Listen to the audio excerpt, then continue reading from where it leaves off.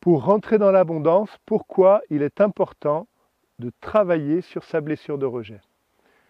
Bonjour, c'est Gaël Huschaino. Si tu n'es pas abonné à ma chaîne, tu peux tout de suite t'y abonner et liker la vidéo.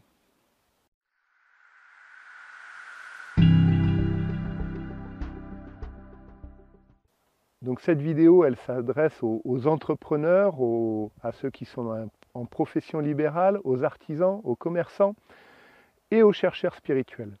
Ce que j'ai remarqué, c'est que bien souvent, on le voit notamment dans les milieux spirituels, beaucoup de gens me disent « oui, je veux réussir et je veux rentrer dans l'abondance ». Ce qui est tout à fait légitime, ce qui est tout à fait normal hein, et honorable, mais ce que je vois souvent, c'est qu'il y a une certaine fermeture. C'est-à-dire que dans les milieux spirituels, alors je ne voudrais pas que ceux qui sont dans les milieux spirituels se disent « ah, je suis jugé », ce n'est pas du tout le cas, mais souvent dans les milieux spirituels, il y a une certaine manière de penser qui se dit « oui, mais nous, on se coupe du monde parce qu'on est spirituel et tout ça ». En fait, le problème, en faisant ça, c'est que tu te coupes d'une partie des personnes qui ne travaillent pas sur eux, alors qu'il y a des gens très intéressants, très ouverts et super qui ne travaillent pas sur eux. Voilà. Et d'une certaine manière, tu te rejettes un peu. Au niveau des professions libérales, des artisans, des commerçants, j'ai vu aussi que certains avaient tendance à peut-être des fois à ruminer ou à avoir des entrées un peu abruptes avec leurs clients.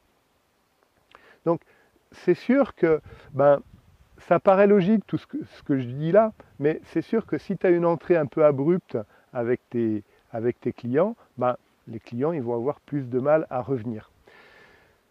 Maintenant, c'est pourquoi tu as ces entrées abruptes, pourquoi tu as tendance à vouloir t'écarter des autres, t'écarter de l'humain. Qu'est-ce qui fait ça?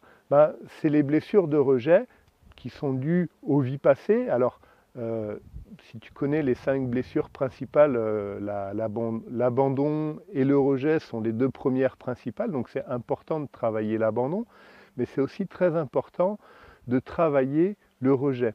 Parce que cette blessure de rejet, si tu la travailles, tu vas t'ouvrir petit à petit aux autres, à tous les autres, que ça soit, je ne sais pas ce que tu fais, mais que ça soit des clients très intéressants, des clients moins intéressants, et ça va créer une ouverture, et du coup, eh bien, les gens vont venir beaucoup plus vers toi. Donc si tu cherches à développer ton activité, c'est important de vivre ça. Après, si tu veux recevoir l'abondance et que tu es quelqu'un qui est salarié, c'est aussi important d'avoir cette ouverture parce que peut-être que si tu es salarié et que tu as réussi à travailler suffisamment cette blessure de rejet, de ne pas s'auto-rejeter, hein, alors bien sûr je parle toujours au niveau inconscient, et bien petit à petit tu vas voir que tu vas peut-être avoir d'autres propositions de poste, ça va ouvrir sur d'autres choses, donc c'est ça qui est important en fait. Quand on parle d'ouverture, souvent, dans le milieu du développement personnel, on dit oui, c'est une personne très ouverte au niveau de l'abondance, et du coup, elle reçoit beaucoup de monde. Pourquoi?